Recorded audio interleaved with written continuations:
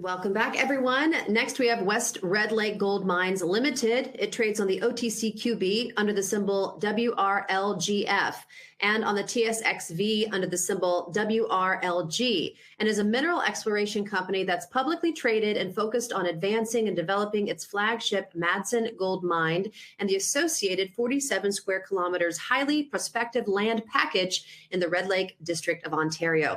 Please welcome the Vice President of Communications, Gwen Preston. Welcome to the conference, Gwen. Thank you so much, Anna. Thanks for having me. And thanks everyone for being here and for your interest in the stock. I'd love to take you through this story. This is a really exciting story for anybody who is interested in the gold bull market that is underway most clearly, and who is maybe looking for a way to get a little bit of leverage on that gold bull market. And I say that because the way to get the best leverage in my investing history, from my experience, the way to get the best leverage on a rising gold price is by investing in companies that are aggressively increasing their gold production. And we're about to go from zero to producer next year. We're going to be a rare company with a new gold mine. And I think it's a very exciting investment opportunity for that exact reason, and it's a very near-term reason. As I have already done, I will make forward-looking statements, so those are the disclaimers there about that. So West Red Lake Gold is a company that came together 2.5 years ago when two guys got together and realized that they shared perspective, which shared two perspectives. They were that there was a gold bull market coming, and that the best way to give investors opportunity in that market is with production growth. The two guys who shared those visions are Frank Justra, very successful mining financier and investor, one of the most famous in Canada, and Shane Williams, a really experienced mine builder. So they got together and decided that they wanted to build a new gold mining company to create that investment opportunity for shareholders in this gold market. To do that, they needed an initial asset, and they found that asset in the Madsen Gold Mine. I will certainly go through the story of the Madsen Gold Mine, but let me set the stage a bit before I do. The key point here is we are going into production in 2025. We are about to put out the official study that outlines precisely what that will look like. We have timelines internally when we're going to turn on the mill and when we're going to have stockpiles ready. And our goal is to have this mine producing gold in the second half of the year. Importantly, this is a fully permitted situation. We do not have any permitting risk. It is largely built. It is built. There's just some of the last parts of the de-risking and preparation for mining work underway right now. And that re-rate that I'm talking about, the fact that companies that are putting new gold mines into production usually enjoy a re-rate from spending money to making money, I think that there's some real solid rationale for why that's going to apply to West Red Lake in 2025. We're about to put out that mine plan that will clarify just how close we are to production. We recently announced a finance package. We're working through the last details of the loan portion of that finance package, and we put $27 million new dollars in the bank from an equity raise. So we have access to the capital that we need to get this mine into production. So that's a really important factor. And we're just very close. It's all about to happen. And as we put this mine into production in 2025, we will make clear that the first version of this mine, the one that we're turning on next year, is the first version, and that there's opportunity to make Madsen's bigger beyond that. We're going to start telling that story quite loudly in 2025. So that is the next iteration of the investment thesis for West Red Lake Gold. The first rare new gold mine going into production, that's happening next year. And then beyond that, the first version of the mine that we start up will be good. It will be a good, modest size gold mine, but we believe that the size can increase notably in the near term as we incorporate some additional opportunities that are right there around the mine site. This is where we're located. We're on the western edge of the province of Ontario in Canada, district called Red Lake. Famous gold district, has produced 30 million ounces of gold from really rich rocks. And our mine contributed 2 million of those ounces back in its first phase of operation. So that was from the late 30s to the early 70s. This mine produced 2 million ounces from 9 gram per ton ore on average. Really good operation back then. They did some great exploration as well, including these old timers did wildcat drilling and found what's called the 8 zone, which is a nice small body that's below the main ore body at the main resource at Madsen. And that 8 zone at the bottom grades 3 times, has 3 times the amount of gold in each ton of rock compared to the main resource. That was so tantalizing that they drove a shaft all the way down to 1,300 meters so they could start mining that opportunity. So that worked really well for them, but in the early 70s, gold wasn't worth very much, and it was expensive in those days to keep that sort of mine dewatered, so it shut down. Fast forward to 2015, and in the interim, there was a few kicks at the can, but nothing that was particularly notable. In 2015, another company called Pure Gold bought the asset, and over the next 7 years, did a lot of very good work. 180,000 meters, 180 kilometers of drilling to define the resource. That is still the resource on the asset today, 1.7 million ounces of gold in rock that averages 7.4 grams per ton. And then they got to building the mine, and that's where they made a few missteps. Unfortunately, those missteps were costly, and it meant that their operation shut down after only 14 months.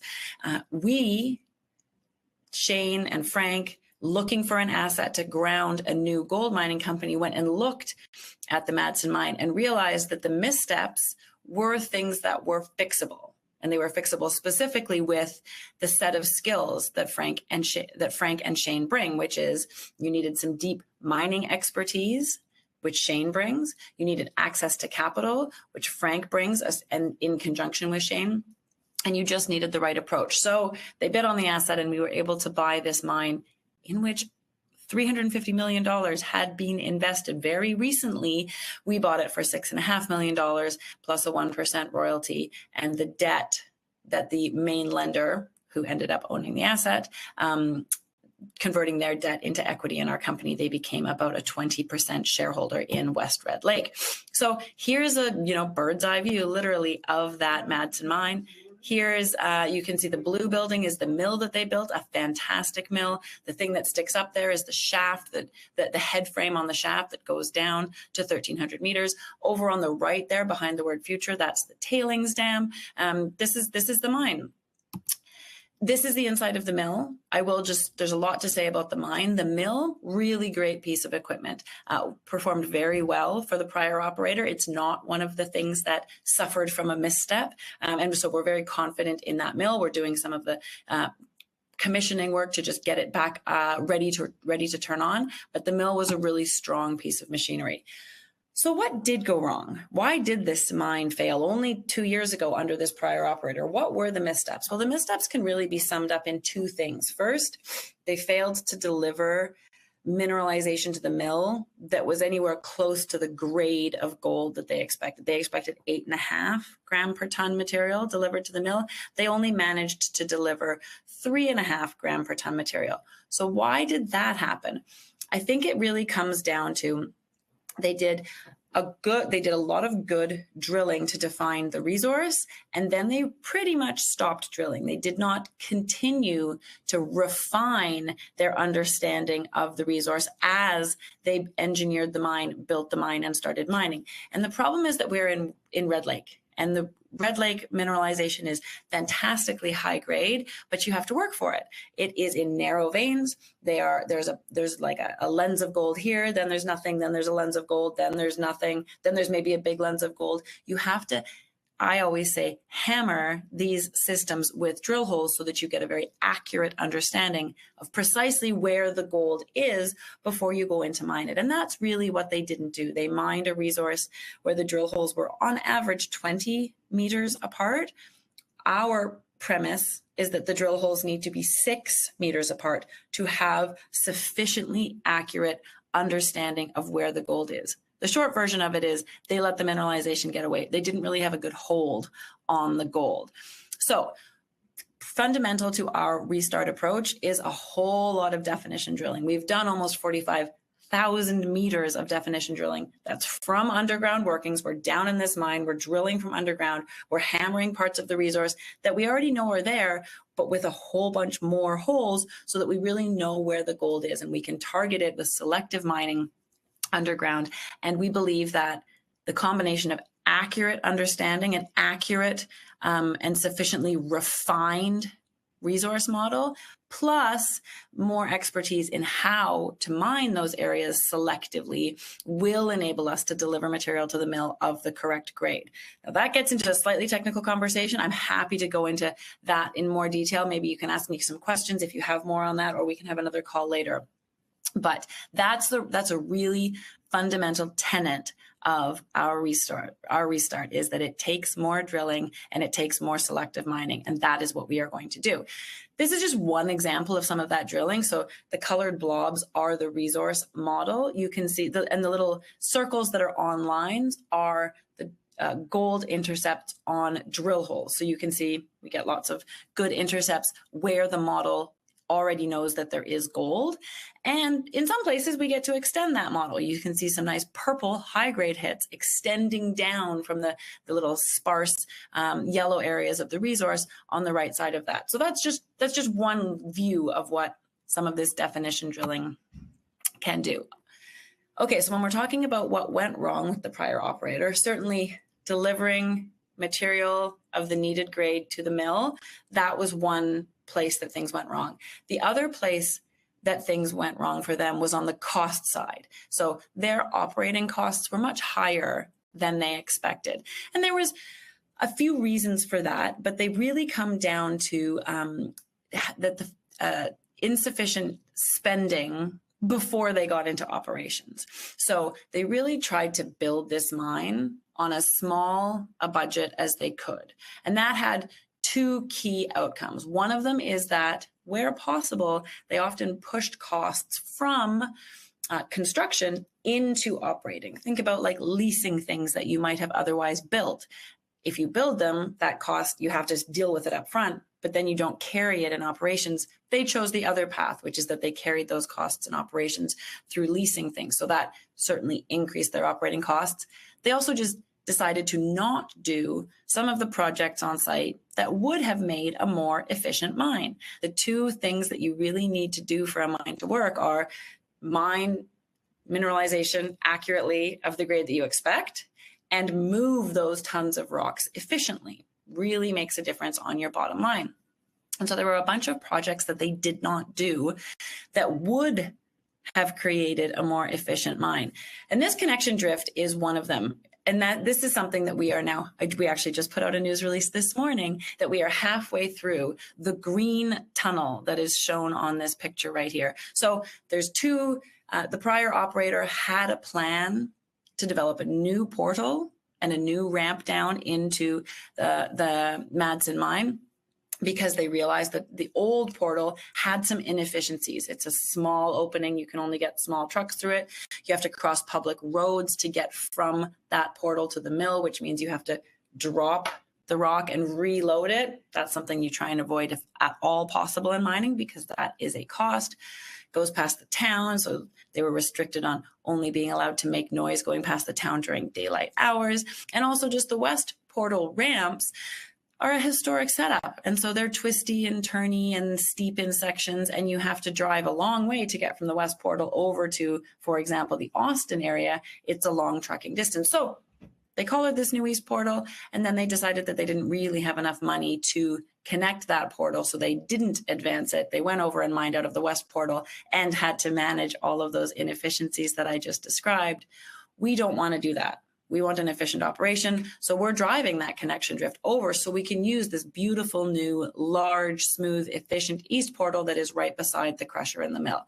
That's a $10 million project. We're halfway through it. We put out that news this morning. That's the kind of investment that we're making before operations to ensure that this is an efficient mine when we turn it on. These are some other examples of the kinds of projects that we're doing on site to set ourselves up for success. We proactively did a tailings dam lift. You know, the tailings dam is where the water from the mill, the water and spent rock from the mill gets placed after processing. We already have that tailings dam. Like I say, this is a permitted operation. The tailings dam exists. It's been there for many, many years. It did need a higher wall. That needed to happen in the first few years of operations. We did that ahead. so that we didn't have to bear the cost in operations, and so that we just didn't have to do the work during operations, where you ideally want to focus on mining and not on other capital projects. So did a tailings dam lift. We're building a maintenance shop. That may seem like a small thing, but when I talk about moving those tons of rock efficiently, you need your rolling stock, the equipment that mines the rock, scoops the rock, trucks the rock. You need that equipment to be available.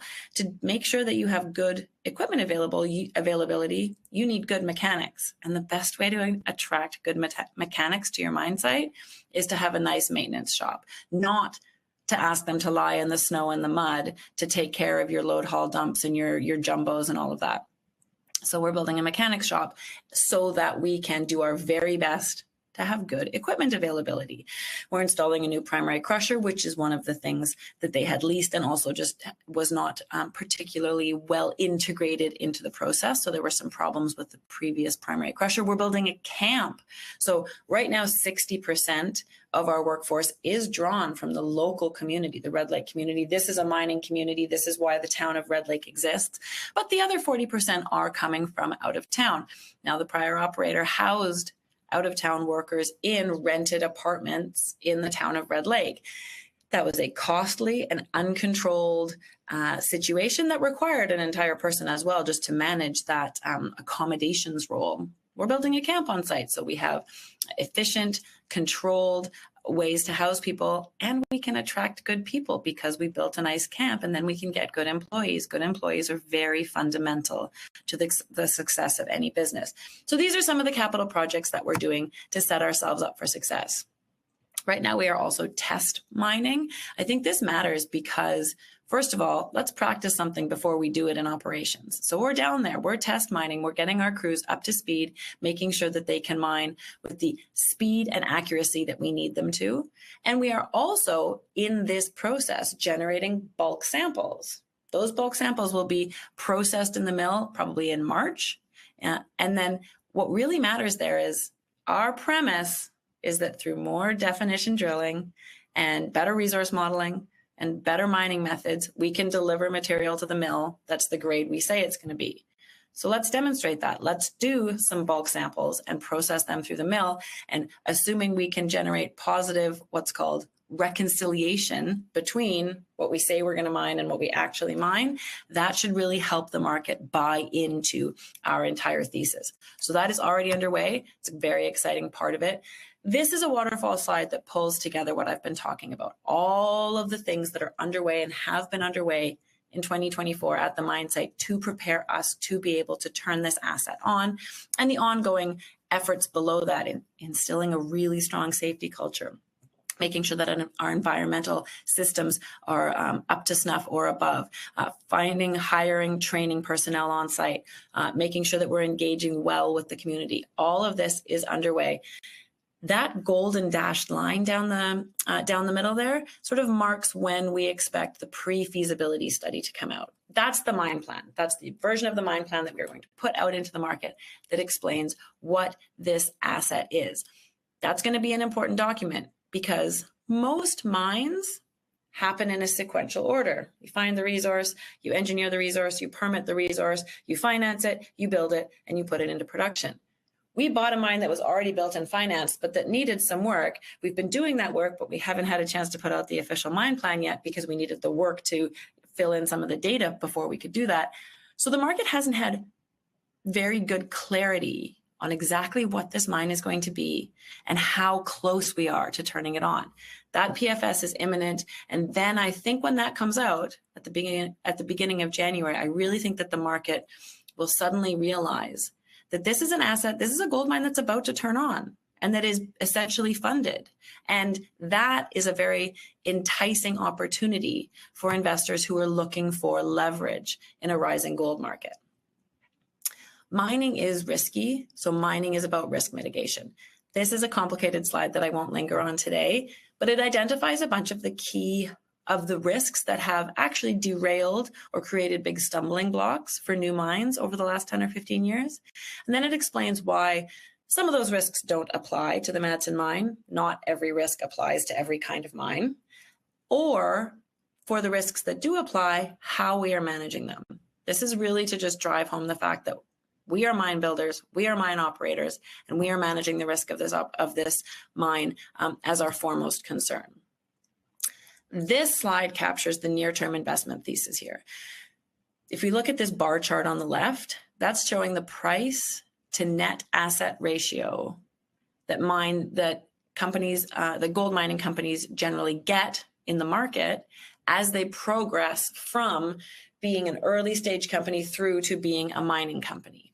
Now we're being valued as less than an unfinanced developer, when actually we are a financed, almost junior producer.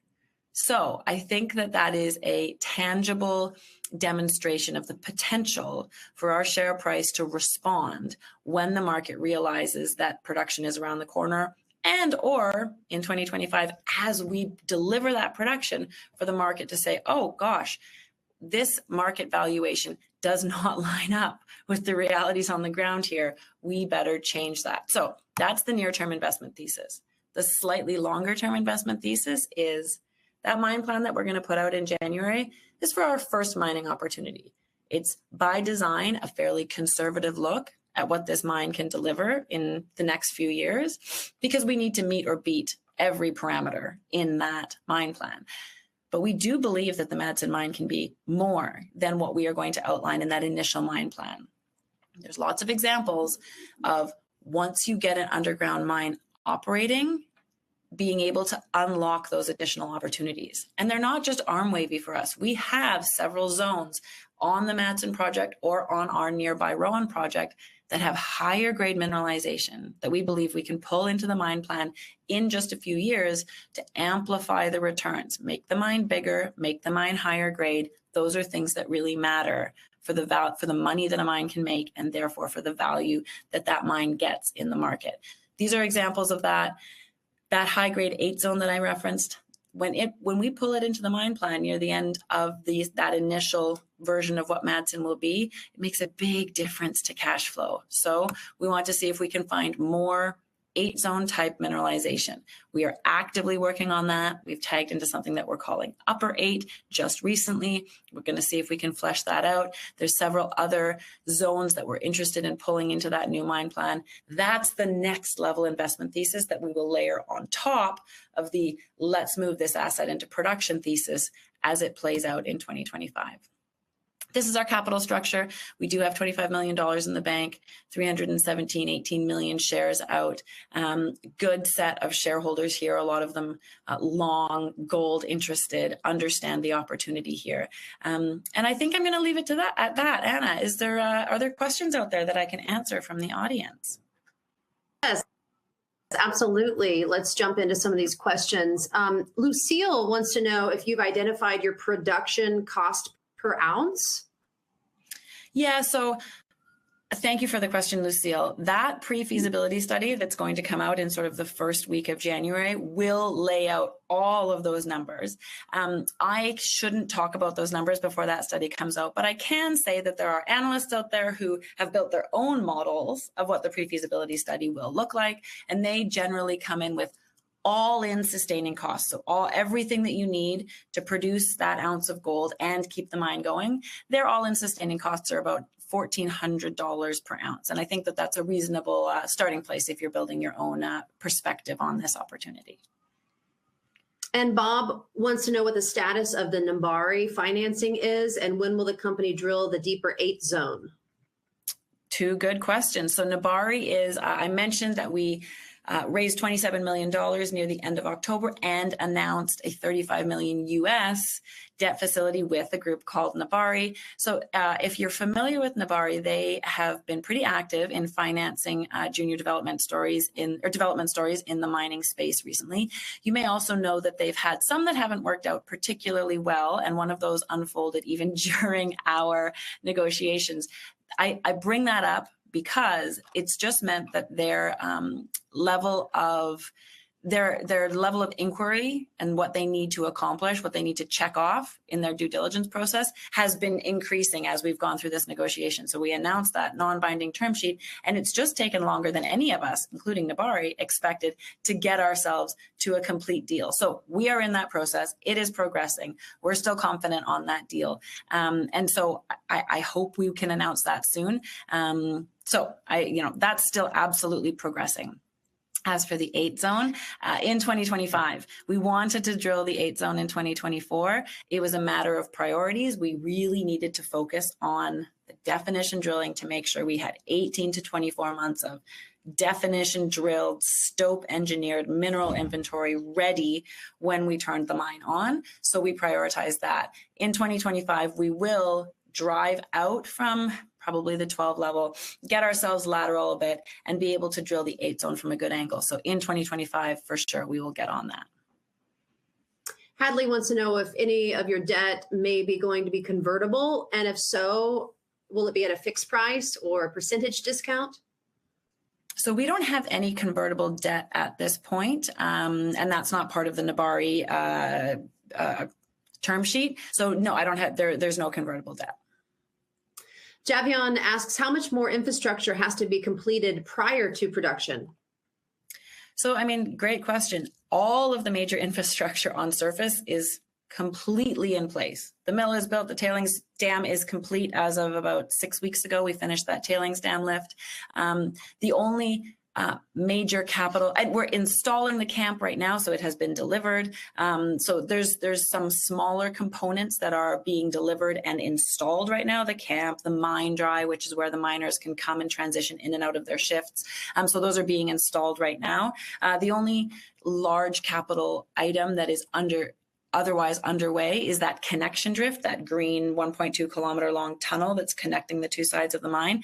And we're 50% complete on that, and we will be done that by the end of March. So yeah, basically, we are basically built. And Mike asks, does there have to be another raise prior to production, or are you capitalized for it currently? When we went out prior to announcing our announcement at the end of October, where we did the $27 million raise and announced that US $35 million Nabari loan, we had done a detailed internal calculation of what it takes to get this mine through restart and ramp up, including working capital and contingency. So we went out to secure that amount of money. If this is mining, things could go wrong, so I don't want to promise, but based on our, working capital, including contingency, conservative expectations, the amount of money that we lined up at the end of October is the amount of money that we need to get ourselves into cash flow at the Madsen Mine site. Landon asks, are the permits contingent on any other studies, or are they already issued? They are already issued. There's a few, we certainly, the mine has been in, it was shut down. Now it's in sort of semi-operational status. And so, for instance, when we turn the mill back on, we have to turn some of those from suspended to active. But those are conventional changes to a live permit. So there are no permitting barriers to turning this mine on. And Cassidy asks, are there any subsequential metals that you will also benefit from? This is a gold-only system, which is great in a lot of ways, because gold is a heck of a commodity to be producing right now. But there are no other byproducts in our system. And last question, you can close with this, Gwen. Why do you say investors should consider West Red Lake Gold versus GDX or other major gold miners out there? Give us your closing remarks with that. Yeah, for sure. That's a great closing question.